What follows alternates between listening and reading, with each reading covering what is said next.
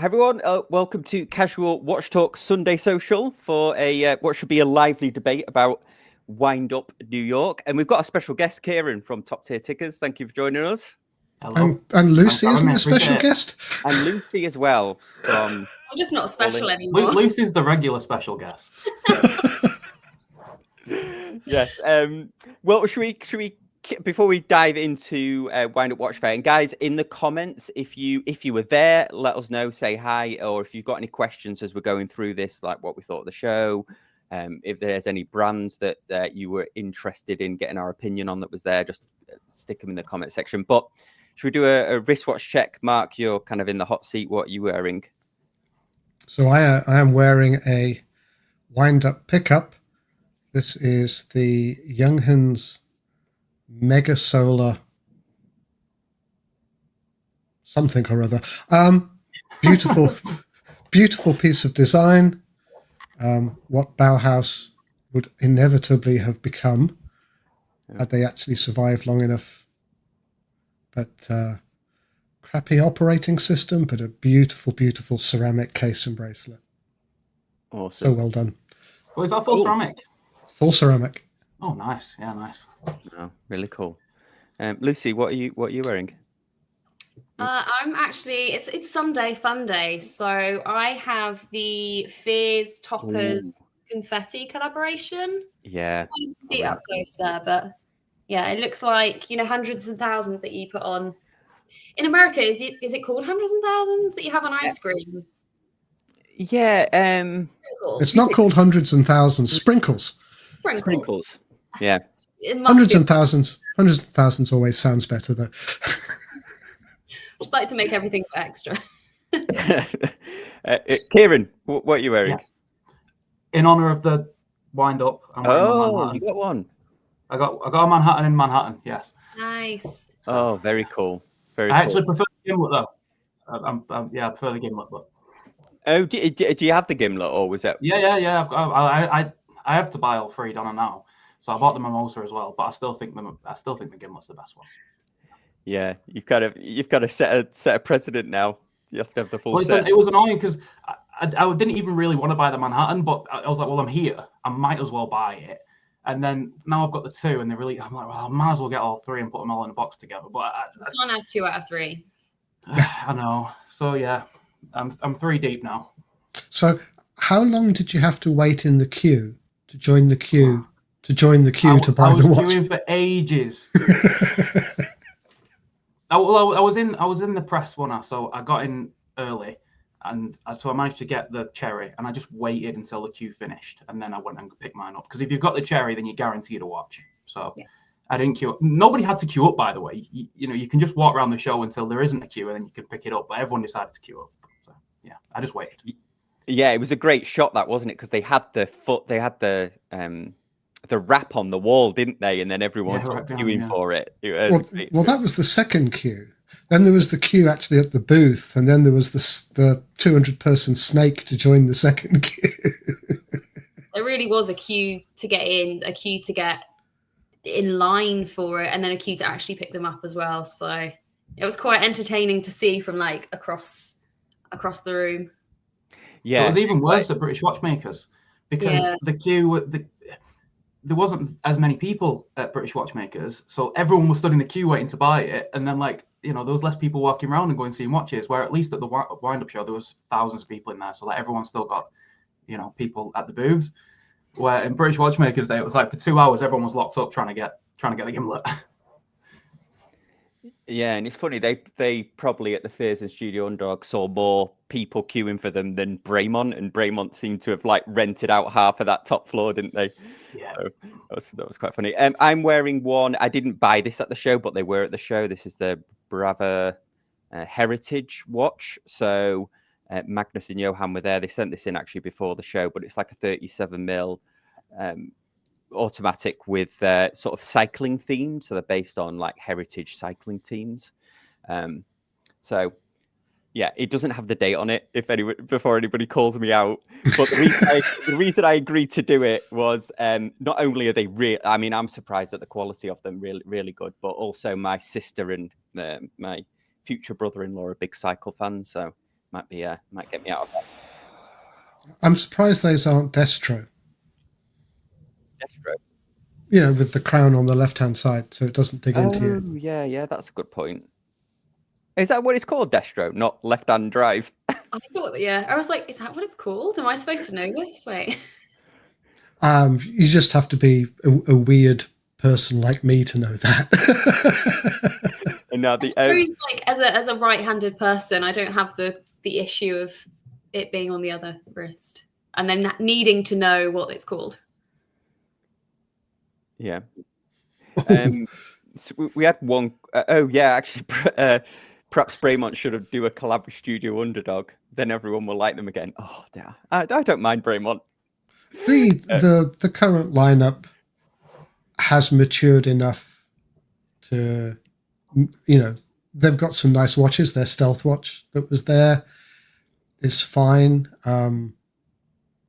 So they're moving back to some of their MB2, MB1 sort of style of stuff because it clearly worked. If you can just make them in an affordable manner, that's all. Yeah. Awesome. Well, we'll just get Eric's question. Eric, thank you for being a member. Do you have to purchase tickets into Windup? No, you didn't. You did for watch time, but not for Windup. Okay, right. Well, let's just go kind of round here and give our kind of initial thoughts. Actually, Lucy, why don't you start off as the? Oh, actually, just before you do that, sorry, Peter, thank you for joining us. Hey. Oh, sorry. Sorry, I'm late. Peter, what watch are you wearing? Can you do a watch check? Oh, okay. I'm wearing our. You are as well. Our anniversary watch. Oh, very cool. Put it on this nice kind of beige leather strap to match the beige markings. Oh, very good. That's good. Yeah. Oh, really cool. Yeah. Awesome. We were just going to give our thoughts. Actually, Lucy was going to kick off. Just give like your initial kind of high level thoughts of Windup. I mean, as a vendor there, that was your first time. How did you think it went? Yeah, it was my very first Windup New York. Not my first Windup, but going into it, everyone I spoke to, visitors and other exhibitors, said how absolutely mental it was last year. Like 5 people deep, you didn't have the time to like interact properly with the visitors and tell your story, and it was very much a quick exchange. Whereas I think this year you ended up queuing for a little bit longer outside, but it was a lot better maintained inside. So there was a nice steady flow of people coming through. Like everyone was really lovely that I spoke to, and you could actually have proper conversations with people, which is like part of what I love about being like either side, to be fair, of the counter. But no, it was a really good experience and I enjoyed it. It was really busy. Obviously, Friday's mental, Saturday's mental. Sunday, I thought maybe be a little bit quieter to begin with. And maybe for like the first hour it was, but the rest of the time, yeah, it just absolutely flew by. I loved it. Yeah, awesome. Thanks for that, Lucy. I'm getting called out in the comments. With the greatest respect, Sam, can you intro Peter? Peter from Jack Mason. Thank you for joining us. Welcome. Yes, I'm sorry. I assumed that people knew who you were. I apologize. I was late. That was my fault. Normally, I think we have a little like name bit. Yeah, I don't know where the name tags are. Have I switched those off? Let me just see. Yeah, I don't know if I switched user them error. It's probably on me. Yeah, they updated it. I don't know where the names are. But anyway, right, Kieran, was this your first Windup? First time in the USA, yeah, first Windup. It was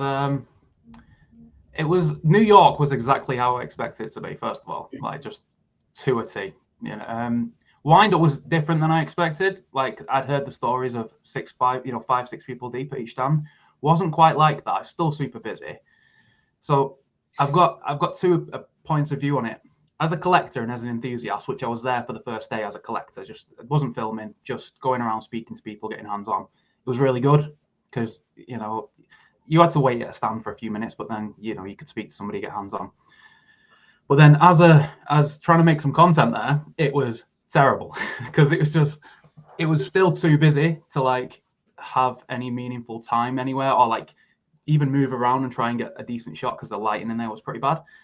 And then the press hours, they were pretty badly organized, in my opinion.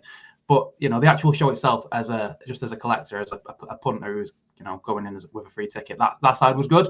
But try and get content, it was hard. I tried my best. Yeah, because I don't know if I was joking with you in the queue or might have been Patrick at Pocket Watch Time, that the press hours went late, didn't they? It wasn't like till 15 minutes after they were supposed to open it that we. I mean, first world problems. Like we were still getting in a little bit early, but you're right. We didn't. It wasn't like the full hour, was it? Well, yeah, the Saturday, I turned up like 11:15, and they're supposed to let us in at 11. I didn't get into like 25 past because I had to queue up to get the press pass. Yeah. And that's the prime time for me to go around and just whiz around, get all the stuff, speak to people. Like I wanted to do interviews like I did with Lucy when I was at the Birmingham Watch Show, speak to some brand owners and get some chats on camera. And it was just I didn't have enough time to do it. Yeah. And the other, they opened late on Friday because the New York Fire Department wanted to do another inspection 5 minutes before they were supposed to open on the Friday. But the press side wasn't well organized. On the Friday, we had to talk to Blake, one of the CEO, to be let in to get the press stuff. Again, it's third world, it's privileged position problems. But in terms of the overall organization, this year was so much better than last year. It really was. That's good to hear. They'd opened up one of the extra rooms so that there was more space for people to spread out, so the aisles were further apart. So, I mean, in general, aside from some whinging from the press side, this year was so much better organized than last year. So, they've learnt to manage the space, and overall, they did a great job. They always do. Yeah. Peter, I'll go to you. What was your impressions? You've done how many wind-ups now? Have you done? This was our 4th New York wind-up. Oh, awesome! Yeah. Right. What was your take on it? This year was amazing. It was, truthfully, I wasn't sure if we were going to continue doing the New York wind-up after last year. This year, I kind of went into it thinking this will be maybe our last one, just based on how last year was, and it's pretty much right in line with what everyone was saying. Last year was absolute chaos. It was not it wasn't very enjoyable for I think both people who attend the show as well as brands, because it was just too many people at one time. However, this year, just controlling the crowd made all the difference in the world. I think being able to have more complete conversations with customers was a huge plus, because last year I can tell you it was 10 seconds. What is this watch? How much is it? Okay, these people have like money in their hands trying to spend. That's all they care about. Move on. Whereas there was a lot more discovery this time around, just because you just had the time. And so Friday was a very, very strong day in terms of engagement. It was actually the strongest day. I've talked to many brands about this. We, just asking how did the day go, and everyone said the same thing, that Friday was such a strong day, and which is normally not the case. It's usually Saturday. That's when I mean strong, I mean in regards to just engagement and sales even. So that was something different. I think maybe, I don't know, something was different this time around. It was just one of those things where afterwards my team said to me, like, "Are you sure you want this to be the last one?" So maybe we'll reconsider. go back next year. But I think it was really well organized. Maybe it was because it was the 10-year anniversary, but I think there was a different energy this time. I think they learned from consumer and vendor feedback from last year. I would be surprised if they didn't, because it was so different. Mm-hmm. That they either saw the problems themselves, or they've seen brands who were there last year pretty much saying the same as you, saying, I'm not going back because. Yeah. Cool. We've got a question coming through from Eric. Any surprises at the show? I don't know, Kieran, do you want to kick that off? Is there anything that surprised you? Any watches or like people you met? British brand. I've walked past the stand so many times at other watch shows and never actually went to them. They're called Marlowe. Yeah. I just never taken the time to go over, and they just surprised me. The designs were really striking, and they were doing some ridiculous like prices as well. Like, yeah, too cheap. Any other surprises? I was honestly surprised how many Americans love Studio Underdog. I thought that might have just been a British thing, but it was like, no, the Americans are crazy for it as well. So that was cool to see. And I was surprised that there weren't more American brands at the show. All right. There was quite a lot of British brands there, which I'm proud of. I was thinking, when I saw the roster for it, like there's a lot of British representation at these shows now, which is obviously, as a British person, that's really cool to see. Yeah, it's nice. And yeah, go on, sorry. Yeah, no. I was just gonna say, like there was obviously Pauline, Elliot Brown was there. Nomadic, which are Irish, aren't they? Northern Irish. And Marlowe, of Christopher Ward, obviously. There was Arkin and Clements right next to each other. Braymont. Braymont. I always count them as different, I think. Yeah. But it was good representation. Yeah. Sorry, Karen, I cut you off there. Was there anything else that kind of surprised you? Anything else? I don't think so. I don't want to whinge about anything. But no, good surprises. Yeah, good surprises. Lots of nice watches. It's good to get hands on with stuff that I feel like a lot of American brands don't come over to England for the shows, which is so surprising that all the British brands go over to America, because they can't sell anything as well. That's the thing. A lot of the British brands don't take stock with them. So that is just like they're paying a lot for the booth, and they're just doing that purely for exposure. And it's good to see.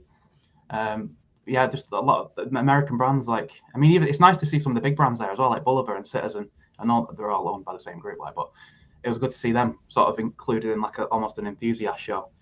Yeah. I was a bit disappointed that Seiko weren't there, because Seiko clocks were there and Seiko movements were there. So I was like, why is Seiko here?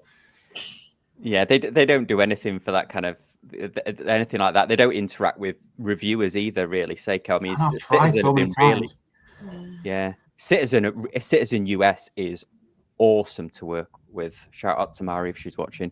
They're really good. Like they will send any watch except for the Citizen, which I keep asking them for, but they'll send any watch for review. But yeah, I guess Lucy, was that right? Did Pauline, did you take stock or not? We had stock because we actually stock through Windup, the Windup shop. So we had stock to sell there, but it is like, obviously we've done a couple of shows in the US, like not with Windup, and it is notoriously difficult to get stock into the country. It's quite costly to do, so I can see why no one really brings stock to an event from a different country.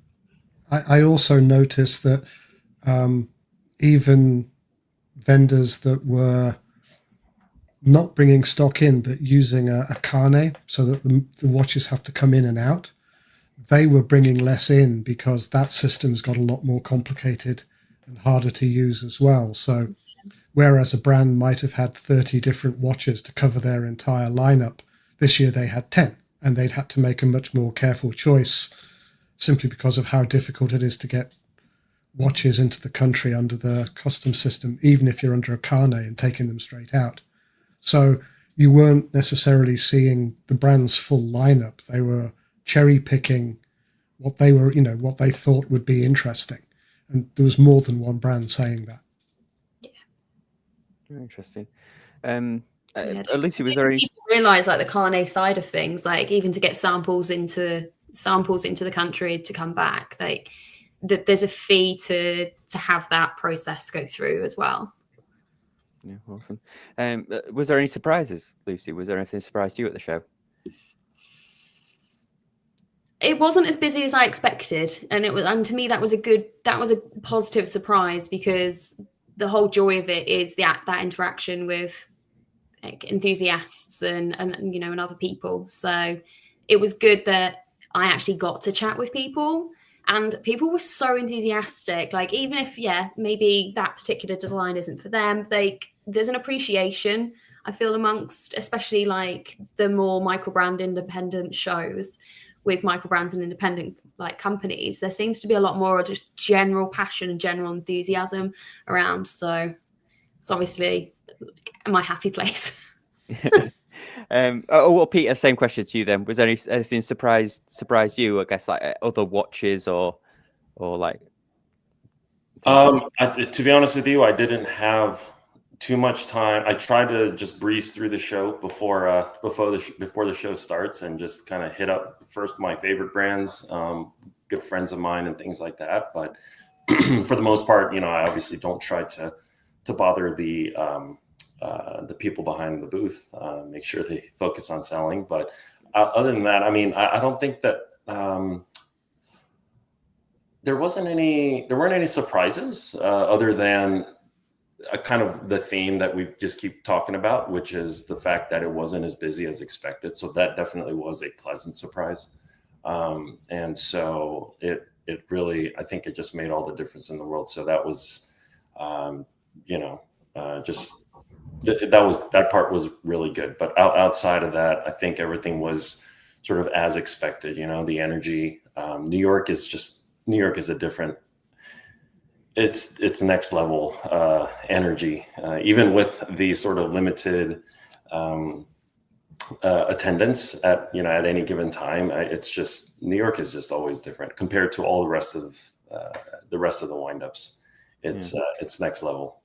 No, that's cool. Yeah, I think I actually I'm a big G-Shock fan, so I was geeking out at the machine they had that was. Yeah. They had that machine that just like smashed the G-Shock down, didn't it?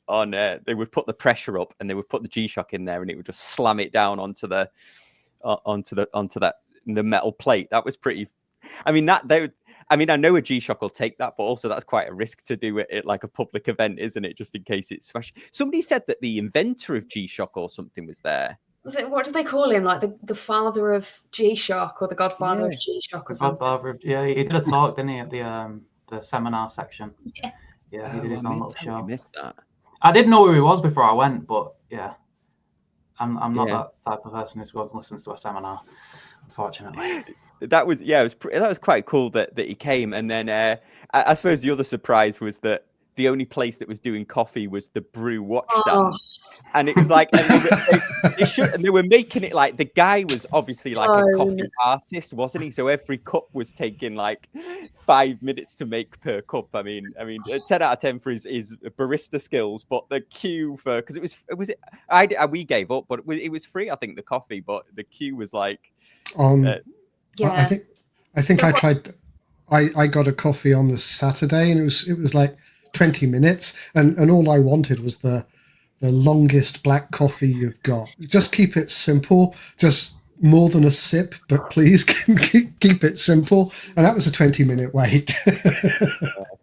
They should have had a big, like, they should have had a drip coffee, like a big, like a self-service thing. That would have been pretty cool. At that point, as a vendor, obviously, you don't want to be off your stand for too long. And I need my caffeine. Okay.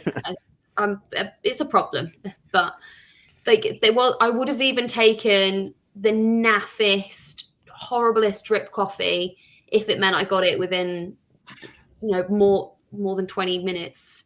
Bless them. They were working really hard behind that coffee stand, but the queue was ridiculous. Having one for the entire venue would be my feedback. and not only that, you wouldn't have that coffee if Brew Watches didn't pay for it. Yeah. Because that was sponsored by Brew. And that's the second year they've done it, but you wouldn't even have that if it wasn't for brew. So you couldn't get a coffee at like the bar then? Nope. That's the only place you can get a coffee. You couldn't we couldn't get anything. Like, don't get me wrong, like for vendors and stuff, they had a good snack selection and like soft drinks, but yeah, I need caffeine in my life. Yeah, we queued and then gave up, and then obviously I was with my wife Helen, so I think we did like 2 hours maybe on the wind up, and then we did like on the Sunday we did watch time. Which did anybody else go to watch time? Mark, you did, but did Kieran? Did you get no? I didn't go. No. Yeah, watch time was. Yeah, but actually, G-Shock was there, and Citizen. Oh, really? Proper brand was there. Yeah. So G-Shock was there, and then they had this. I mean, the standout there was the company Ming had made this 3D printed titanium bracelet that was. I've never felt it. It was incredible. Like that was like the standout in person. Yeah, it was. I saw that when it got announced, and I did that. I was tempted to go to the show to see that bracelet because it looks cool. Was it really soft? It really. It felt like It felt like it was fabric almost, and it would even articulate sort of that. It would fold inwards on itself as well. Like I would just buy that strap. I would pay like $300 for that strap if it was if you could buy it separately. It was amazing. That was like the standout of watch time. Oh, actually, other than Nicholas at Fairs' stand, obviously that was the standout. But you've got guests here, Sam. Come on now. Yeah, that was the standout of watch time. Actually, Nick. To be fair, we went to watch time and. I'm a bit like you, Kieran. It's a little bit too fancy, some of the stuff for me. But Nicholas he had his booth staff, and it was a little bit quieter there. And I went to talk to him. He's like, "Oh, do you want to see some cool watches?" And I'm like, "Yeah." So he took us around the stands and actually explained like what the watches were, which was, because I had no idea. And he showed us this like Grubel Force watch, which was like, I think it was like they start at like 48 grand, but the dial was. Like, I think they were saying that one person, it takes days for them to do it because they use salt, like cream of tartar, which is like a bakery, you use it for baking, and then a horsehair brush, and just slowly massages this dial for days and days to get this very fine grain. And I would have never have known that. But yeah, shout out to Nicholas if you're watching. He did us a solid because it's a different experience when you know what you're looking at rather than just Did Nicholas take you around personally? Yeah. Yeah. Oh, that's proper VIP treatment, Jesus. I know. No, he was. Yeah, he was. Yeah, because as with everyone here, but he's like one of the watch brand owners. That he really is a huge watch enthusiast as well, and so he knows a lot of stuff about like a lot of like the high end stuff as well as the other brands. But yeah, he was running on the Saturday. He was running back and forth to watch time. I guess it was like half a mile away or something, but he was going back and forth to wind up and watch time. So, yeah. Kieran, you bought that Manhattan, but did you buy any other watches while you were there? I did. I've got them here actually. I've literally just released a video on this. Jody from Just One More Watch told me to buy it. It's a Far and Swit. It's like a little mixtape. Yeah, the mixtape. Yeah, it's a little Casio F91W lookalike. It was only $35. And it's got a decent backlight on it. I don't think it'll work because it's too. Yeah, there you go. It's got a pretty decent backlight on it. Yeah, pretty decent little $35 pickup. And then I bought a watch from Mark Islander. I was thinking I'm going to New York. I'm gonna have to buy. Yeah. I was either going to buy a Brewer or an Islander, and I'm team YouTube through and through. So I decided to get it's a ISL 81. It's like I think it's a field watch, full lume dial, black case. That's pretty cool. Yeah, he did me a deal on it as well because we look after each other as YouTubers. Yeah. And then the Manhattan. So 3 watches I came home with. Yeah, that's awesome. I'm getting called out here again. Grubel Force starts at 400,000. I mean, just a little off there, mate, aren't you? Yeah, I know. Just like that famous sort of urban legend about Richard Mille when they put the watch in the paper and accidentally put an extra 0 on it, and then people still bought it. Wow. And I don't think you'll be buying a Ming strap very soon either. Yeah. I was gonna say when he said $300, I'm gonna be like, That's well, like, nah. In my head, I was like, not a chance you're getting one. Do you Not Do you know what? Actually, even at $1,500, you know, I wouldn't. I'd have to think about it. That, you know, Oh my it wasn't. God. It's like the best watch strap I'd ever seen. I mean, maybe it's like it did have like curved ends, so maybe it's specific to that watch. But Mark, so you bought the young hands, but I guess Lucy or Peter, did you buy any watches? No. I did. Oh You yeah. did? Yeah, I actually Lucy was standing right next to him. So good buddies of mine, Jules and Sebastian from Mon Watches. Yeah. So actually, the cool story is four windups ago in New York, I met Jules and Sebastian. It was both of our first windups, and our tables were right across from each other. And at that time, Warren & Wound had thrown a party at their Brooklyn office, and that's where we first met. We both, it's like we met in the bar line, and just kind of hit it off. It almost sounds like like a love story here. It'll meet you. But just hit it off. Big fan of what they do. I've always loved from the get-go. That's when they had just launched their Manhattan, and it's funny. It took me like 4 years to finally get one. I was like, please, can I? I've wanted one since day one, but they're either always out of stock or just never got around to it. So I finally picked one up. So I'm super excited about it. It's one of their blue dials. Actually, it's their newer 40 millimeter size, which is their biggest one. And I had my eye on their 37 millimeter salmon dial. And but I put on the 40, and I have like, I don't know, I think a 7.25 inch wrist or so. And it actually wore quite nicely. And so yeah, that was a good ad for me. Yeah, so that was Mayan, was it? Yeah, they pronounce it Mon. Because I backed them on Kickstarter back in the day, like when they were because it's named after the boat that I think the Dutch settlers came to New York, which at that time was New Amsterdam. So then it has actually got like a deep New York roots as well. So it's probably I mean, I know they're not an American brand, but yeah, I backed them on Kickstarter, and even then it was, you could tell that the quality was there. I haven't seen one since, but yeah, I remember. So they pronounce it Mon instead of Mayan. Okay. Yeah, pronounce it Mon. I believe it also means moon as well. Right. Yeah, the quality is just absolutely insane. I feel like they were kind of early. Gosh, that was 4 years ago. And so at that time, I think from an integrated bracelet type of watch, that was certainly my favorite. Still one of my favorites today. It's really good looking. Yeah, I didn't get a watch at the show, but because it wasn't released yet. But when I saw that Christopher Ward, let me just pull up a picture of it. The Extreme Sealander. I was like, I was honestly like, it's not often like I get a bit, being a watch reviewer, I get a little bit, looking at watches. I don't, it's very, very rare that I'm like, it takes a lot to excite you. Yeah, and this absolutely, like Patrick's like, oh, have you seen this new Sealander we're bringing out? And I'm like, oh my god, that's absolutely, because the thing is, because I'm such a tool watch fan, if they'd asked me, not that they would have, but if they'd asked me to like, oh, would you do a collab watch? I would have probably, I would have. I wouldn't have designed it like this. I would have done a much worse job. But this is like everything that out of all of it's like the greatest hits of Christopher Ward over the last sort of 3 years.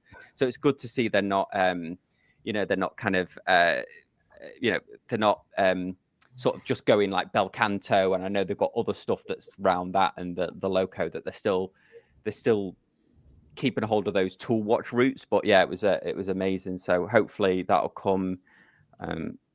Hopefully it'll come next week. I'll do a cheeky review on it. Well, have you asked for one? Yeah. Nice. Yeah. So I haven't bought a watch all year, but that was the one that kind of broke me. But you bought it? Yeah. Oh, nice. Yeah, they're only. I wanted the yellow strap, but it was dead funny because Patrick's like, oh, this is a yellow strap, but we're not allowed to say what the fastening mechanism is because Velcro's like a trademark. So I said to him, "Oh, I'm going to love in the review saying a nylon-based hook and loop fastening system that is not Velcro," just rolls off the tongue. Yeah, exactly. It's terrible. I didn't even realize that Velcro was trademarked because just a few weeks ago we launched our own, tool watch, this very outdoorsy tool watch, and same kind of Velcro strap. And so I put it on the site, and then one of my team members was saying, you can't say Velcro. And I was like, well, what else do you say? And so it's currently on our site as hook and loop. I'm like, God, that's awful. Yeah. Velcro have on their site a song. You say it's a hook and loop strap. No one knows what you're talking about. Exactly. Yeah. That's a problem. Yeah, exactly. What's the word for it? Hook and loop. That's nobody knows that. No. When I wrote the Scottish Watches thing for that, I just went with what Christopher Ward had said and called it the style strap. Because okay. Everyone ends up slipping up though. Everyone ends up slipping like Jody from Erebus. Obviously, they have to call him a J style bracelet or a O style bracelet. Yeah. But I did a video with him and he accidentally slipped out Jubilee, and I was like, I don't know whether to keep this in the video or not because I don't want to get him in trouble. But oh yeah, it's weird, isn't it? That's like your is Jubilee a trademark? Yeah, Jubilee. Yes. Oh, yeah, they'll come for you. They'll welcome for you. Yeah. Because yours, Peter's like the 7-link bracelet, is it? Or 5? Yeah, we just 7-link, 3-link. It's easy. It's the description's right in the word. It's. Well, it reminds me of the whole NATO debacle. Oh yeah, where that guy copyrighted it. He was actually went after Veya. Veya had to pull it off their website, their NATO strap because of that. He's gone after a lot of people. He did a CNS watch brands. He's done them, and Adrian Barker. I think he got done with it as well. Yeah, it's awful that, isn't it? Just these patent, but they do it across every industry. Like, I know medical, they patent stuff, or they're doing it with YouTubers, aren't they? Where they'll go and say, "Oh, I'll find anyone like copying your content," and then they just go after everyone. Let's see. Okay, we've got some questions through. So it says Norcane ice cream watch and the Braemont titaniums were pretty decent watches. I don't think I saw the Norcane ice cream watch. Oh, that would have been at Watch Time. Yeah, they were at Watch Time. Yeah, and the Braemont titanium sold out so quickly. Mark Wahlberg was seen with one, genuinely seen with one because I questioned them. I was like, "Is this product placement?" And I genuinely no, but it did wonders for the company. Oh yeah, they're founded. I think their father, who's the backer, had something to do with Breitling at one point, or like a company that was associated with Breitling. So then Norcane's quality is really good. It's sort of Breitling style. And then did anyone see that Breitling titanium watch? I saw it. I picked it up. They are like a chrono, and then it sort of looks like it's integrated bracelet. In fact, Mark, did you see it? Is it integrated bracelet? The pilot watch, the Braemont. Yes. If it isn't, it's a very good facsimile. I mean, it's it's not quite my cup of tea, but as a watch, it's very, very nice. I mean, I wouldn't put cash down for it, but I could understand why people would be excited about it. It certainly looks like an integrated bracelet watch, even if it isn't. Very much as Simon Ryan is doing with his Monceau. He's making it look like an integrated bracelet. It could well be. I didn't ask the dumb question, I'm afraid. Yeah, because I keep forgetting. Are you talking about the Terra Nova? No, the Stealth item would be in their altitude range. Yeah, so they went back to like their sort of triple case type design. Yeah, with the triptych case. cryptic case. But the main dude was there. Davide Serrato, was it? Yes, Yeah. he was The main there. guy was there, and also discussions. right, and also Bamford was there, wasn't he? George Bamford. I pointed him out to my wife, and I said, do you know that guy, George Bamford? And my wife was like, who's that? And I'm like, he's like one of the richest guys in the UK. And she couldn't believe it because he was just like working the stand and stuff, wasn't he? Like having a whale of a time. Patrick at Pocket Watch Time actually got a photo with him. Let me just see if I can pull it up for a second. He got a actually here's some photos. That's me with Watch Chris, and then I think I haven't got it, but yeah, Pocket Watch Time was with. I'll have to pull it up somewhere. Was with got a one with Bamford. Okay. There I you met go. Chris too. He was so lovely. Yeah, he's awesome, Chris. He's So he's like one of the nicest guys in this game. He is. John Weldon says, I was a little bit disappointed that Citizen only offered 10% discount at the show. I thought they would have offered more in line with the equivalent of Macy's sale. Yeah, because Macy's, you can often get, like, especially on Seikos and stuff, you can get like 25% off. I suppose they were doing their bit, weren't they? The Younghans that I bought was 20% off. Yeah. Is that a thing then? Because I didn't know. Is that a thing where everyone's offering discounts? Is that it's like a difficult subject. I think it's a difficult one.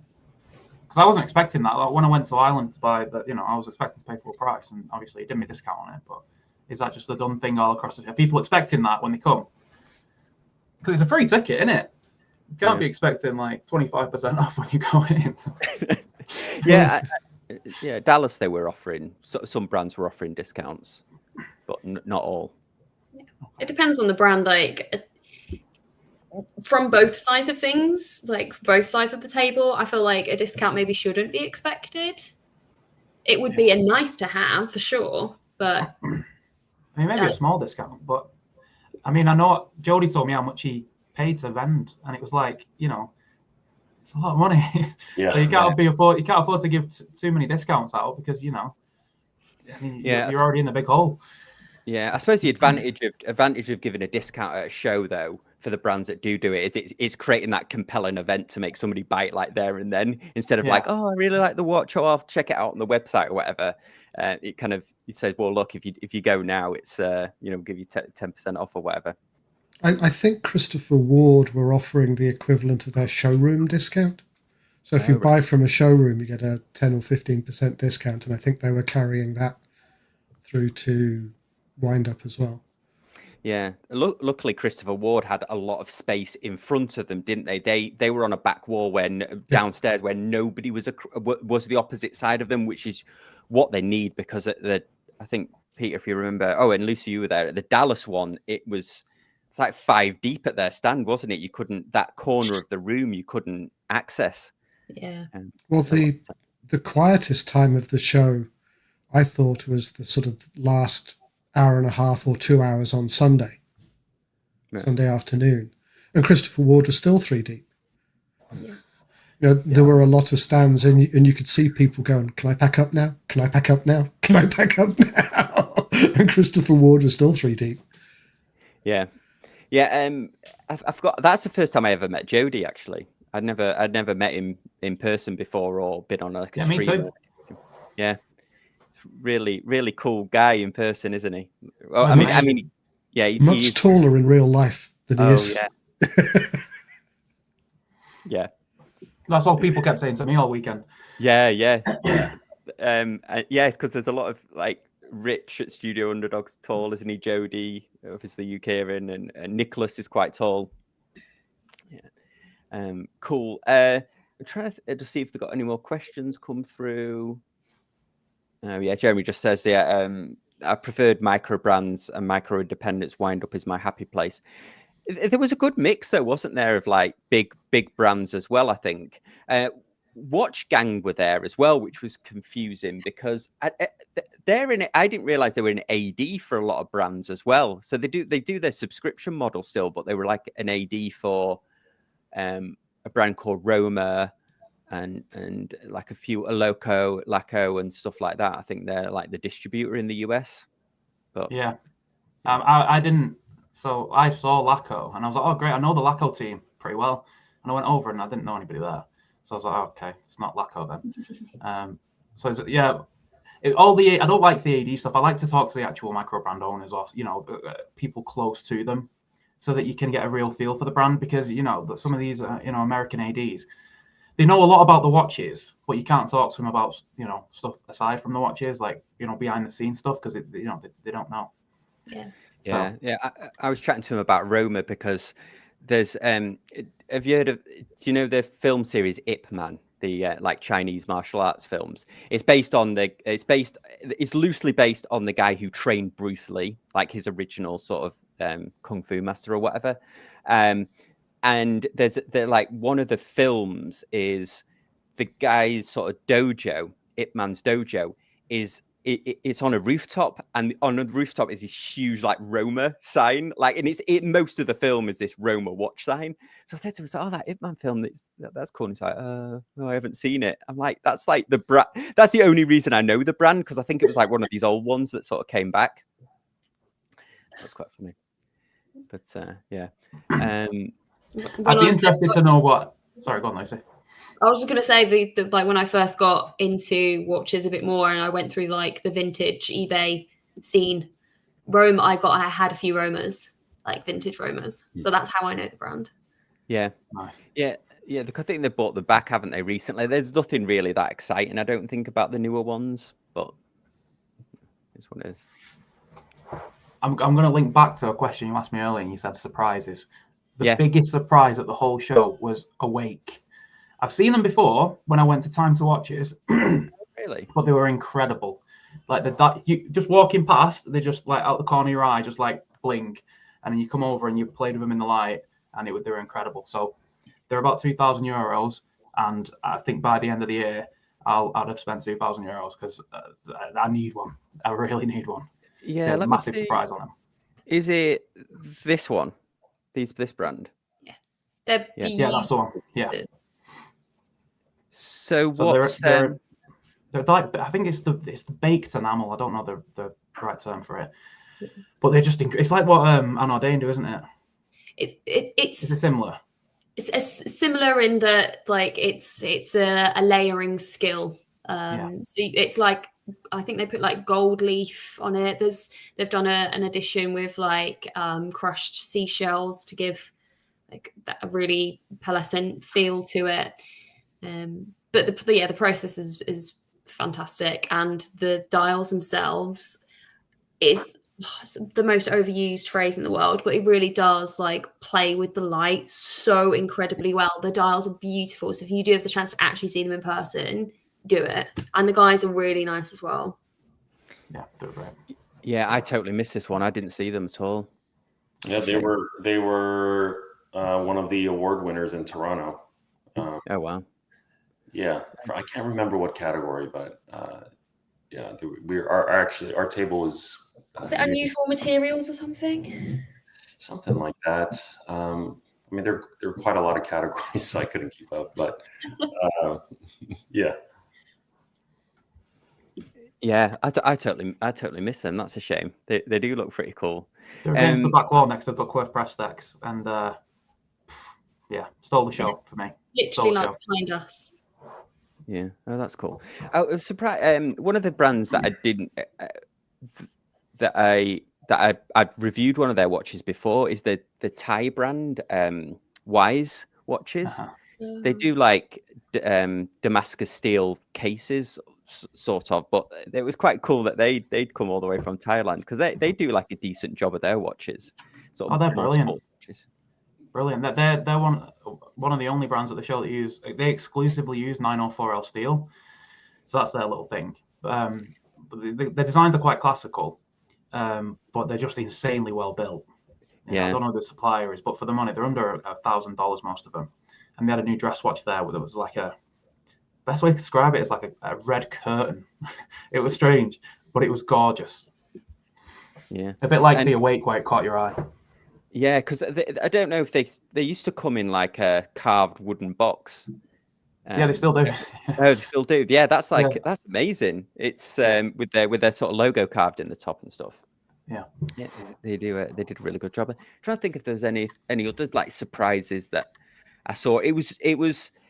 I think we were doing like we did like a couple of laps, but I was conscious not to overdo it because I had my wife with me. But trying to think, yeah, there was a whole bunch of. I think most brands seem to have like some activity at the stand. I didn't notice anybody that didn't have any people there at the stand. Oh, I got to see that. I tell you what, one of the surprise ones was I got to see that mil-spec watch. Which was downstairs, and I'd never seen them before, but I always liked the look of them. But that was pretty cool seeing them. Are those the guys that do like a bronze field watch with a green dial? No, they do. They called mil-spec because they actually only used to exclusively. Check me if I'm wrong, Mark, but they used to exclusively sell to them. They could only sell to the military, I think, or you had to be in the military to buy one. Something like that, yeah. Yeah, they're sort of. How can I describe it?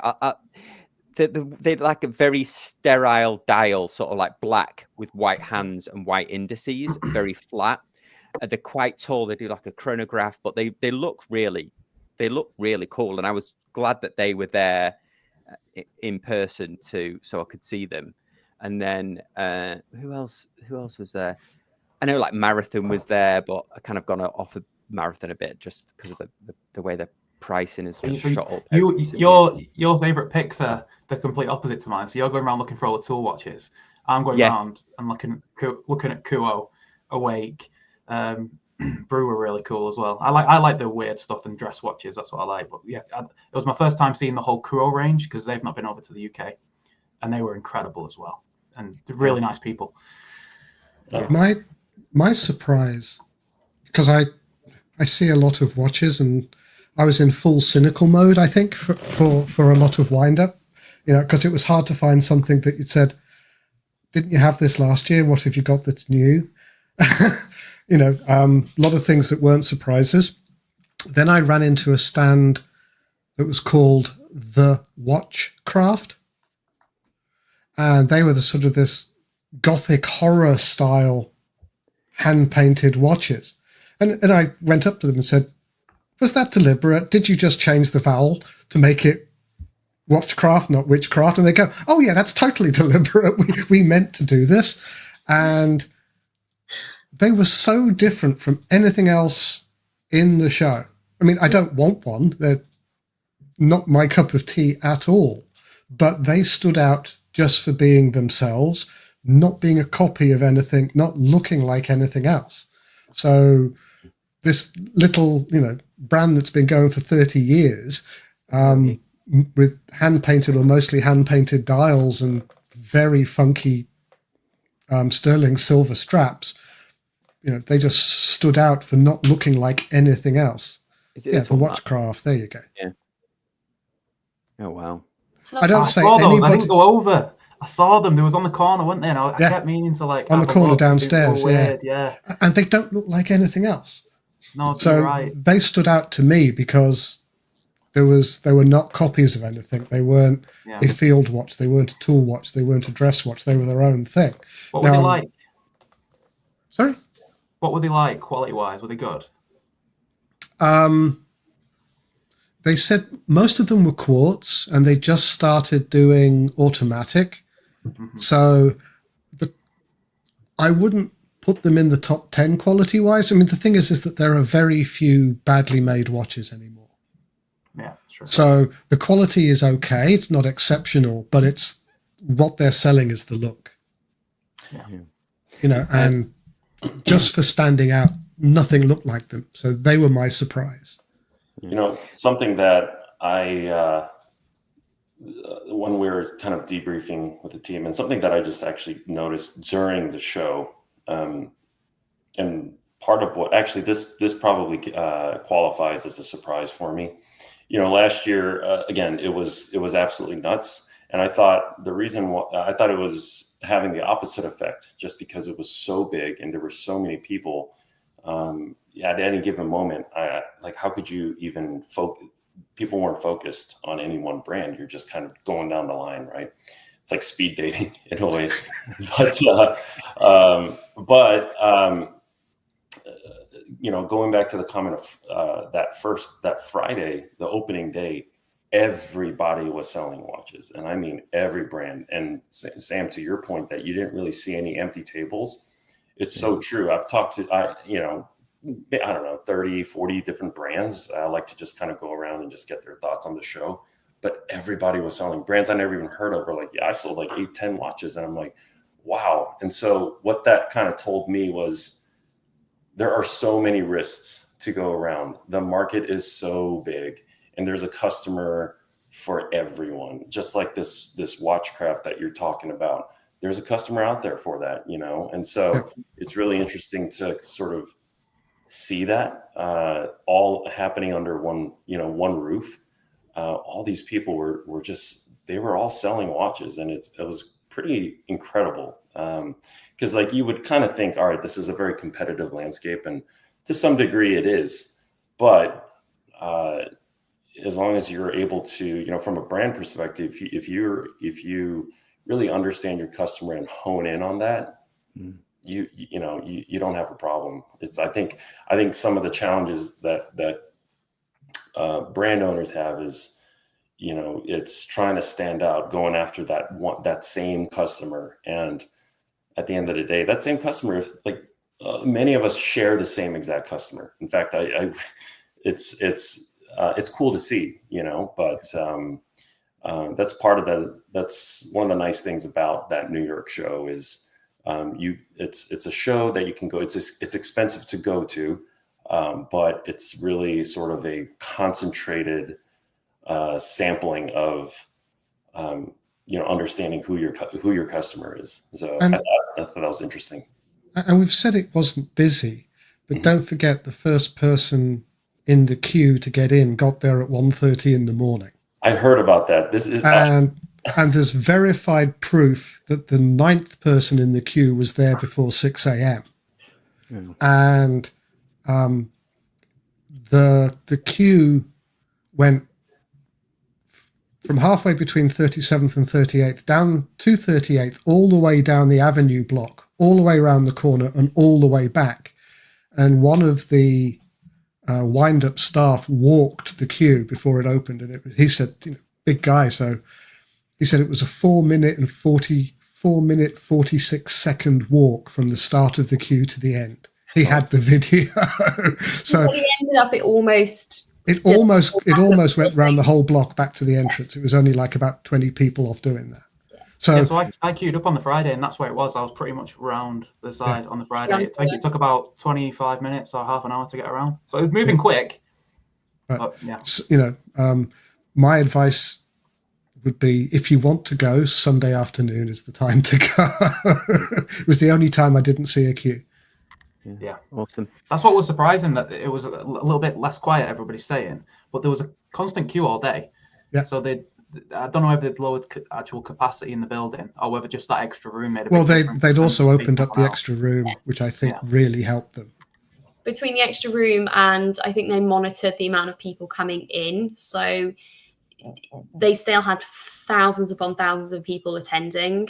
And yes, you did have to wait a little bit, but it meant you got time at stands to speak to people, rather than it being 5 or 6 people deep and not being able to move. Awesome. Yeah, it was a big improvement. Yeah, cool. Well, before we wrap up, let's just go around and see what everyone's got going on next. Peter, what have you got going on next? What shows and where can people see you?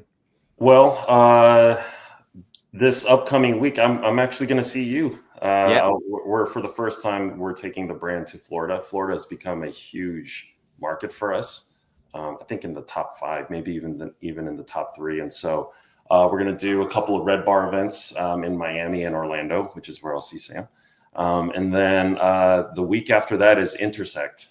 I'm currently wrapping up with the organization of that. So Intersect will be in Austin, Texas for the 2nd year. And many of the brands that we just talked about on the show will be in attendance. And so, that'll be sort of the last, at least the last show for us, at least for the remainder of the year. Awesome. Lucy, what have you got next coming up with Pauline, and also YouTube channel as well, Watchbox Diaries? Austin as well in a couple of weeks, but unfortunately not Intersect this time around. LA Intersect was fantastic, so if anyone's interested in going to Intersect, do it because it's a good show. But I'm going to be at the Minutes and Hours literally the week after in Austin, and then at the end of the month I will be in Prague at Micro Praha, which is also a very, very good show and a completely different market, which is really nice to speak to different people as well. And then in between that, trying to get back on track with all of my YouTube videos try and catch back up from the madness of all the traveling. Awesome. Yeah, the link's in the description down below. Yeah, Austin's a cool city. Kieran, what have you got coming up next? Just non-stop, mate. Just YouTube videos. I've got a couple more to make about Windup. I'm going to make a video about my favorite watches from the show. Maybe my favorite brands, one of the two. Either favorite watches or favorite brands. I think I'm going to start working on that tomorrow. I'm going to review the watch from Mark, and just you know what the watches are like, mate. They never stop coming out, so they never stop arriving at my door, and I'll just carry on doing it. Yeah, nothing else I'd rather be doing. Yeah, it's good fun. Mark, you've got what? Have you got an article coming out on Scottish watches next, or on your Instagram about the show?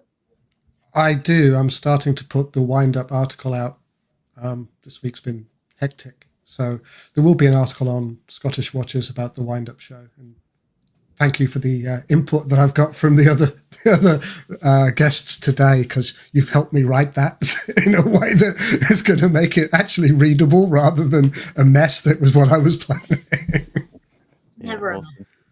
Yeah, cool. I'm going to do a review of this Brava watch next, which I'm looking forward to. But yeah, big thanks to the panel. Thanks everyone for being so active in the comment section, and we'll see you next time on Sunday Social. Thanks everyone. Bye.